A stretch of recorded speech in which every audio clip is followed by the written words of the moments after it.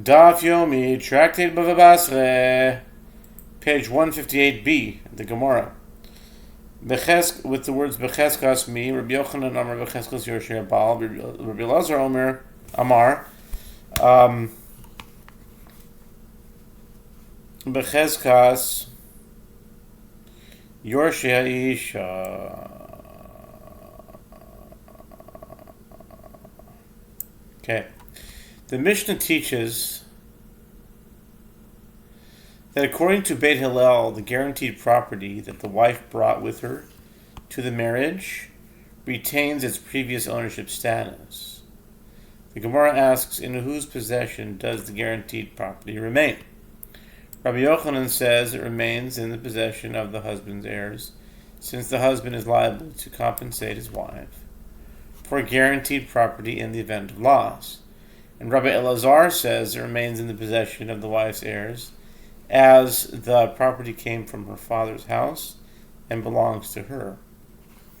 Rabbi Shimon ben Lakish, Mishum bar kapara Amar, Yachaloiku, V'chein Tani bar kapara hoil, V'halalu boin, Ilyash v'halalu boin, Ilyash Yachaloiku. And Rabbi Shimon ben Lakish says, in the name of Bar Kapara, they divide the property between them, and likewise, Bar Kapara teaches in a Braita, since these heirs come to inherit, and those heirs come to inherit, and neither can prove his claim, they divide the property between them. And that's the end of that hat. New Mishnah. Nafal abayis olav al imo, elu ve'elu moedin shechaloiku, Amar Rabbi Akiva Moida Ani Bizo Shenechasim Benecheskason Amar Lo Ben Azai Al Hachalukin Anu Itzdarin Ela Shebat Lechalek Aleinu Al Hashavim. The Mishnah says, if a house collapsed on a son and upon his mother, Nebuch, lighter, like they say in Yiddish, lighter means like sad thing. And it should never happen to anybody. And it is unknown who died first. The following claims arise.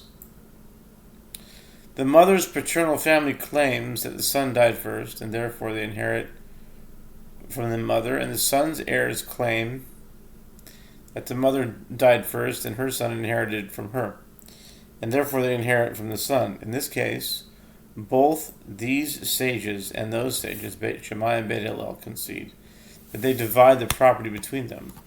Rabbi Akiva said, in this case, I concede that the property retains its previous ownership status. Ben Azai said to Rabbi Akiva, we are already troubled by those cases where Beit Shammai and Beit Hillel are in disagreement, but do you come to bring upon us a disagreement with regard to the case where they agree?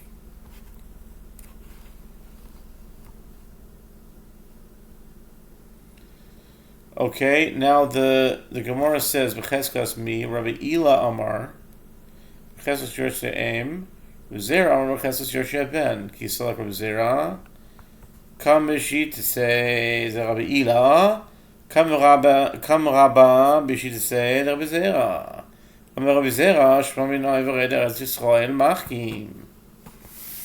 The Mishnah states that according to Rabbi Akiva, the property retains its previous ownership status. The Gemara asks, in whose possession does the property remain? Rabbi Ila says, it remains in the possession of the mother's heirs. Rabbi Zera, when he was still in Babylonia, said, it remains in the possession of his son's heirs. When Rabbi Zera ascended to Eretz Yisrael, he adopted the opinion of Rabbi Ila, whereas Rabbah in Babylonia adopted the opinion stated by Rabbi Zera. Rabbi Zera said, conclude from this incident that the heir of Eretz Yisrael makes one wise, as when I ascended to Eretz Yisrael, I accepted the opinion of Rabbi Ila, who was also from Eretz Yisrael, whereas Rabbah, who remained in Babylonia, accepted my former opinion. The Gemara asks, and what is the reason that the property remains in the possession of the mother's heirs? Abai says, since the inheritance was initially in the possession of that tribe of the mother, It is not removed from their possession in order to transfer it to the son's heirs who are from a different tribe. Amar lo ben Azai ala chalukin anu mustairin. Amar Rab Simlai Adam ra ben Azai talmid chaver dam Akiva have dekam ale Shabbat. The Mishnah teaches, Ben Azai said to Rabbi Akiva, we are already troubled by those cases where Beit Shammai and Beit Hillel are in disagreement. But do you come to bring upon us a disagreement with regard to the case where they agree? Rabbi Simlai said, this is to say that Ben Azai was a disciple colleague of Rabbi Akiva and not just a disciple, since he said to him, do you come in the second person rather than using the formal third person? Shalechu mitam ben shaloi v'menichse aviv b'chayav v'meis b'nomotzi miyad lekoichis v'zei shikosh b'dinim amanis loi v'mai mapik v'od lekoichis mai vidite ela yitmar hachi. The sages sent a ruling from there, from Eretz Yisrael, with regard to a son who borrowed money based on the security of his father's property during his father's lifetime, and whose father subsequently died. His son possesses the property from the buyers, and this is the most difficult halacha to understand with regard to monetary law. The Gemara clarifies the ruling. If the son borrowed, what does he repossess? He needs to repay a debt, not to collect payment. Moreover, what is the relevance of the buyers in this matter?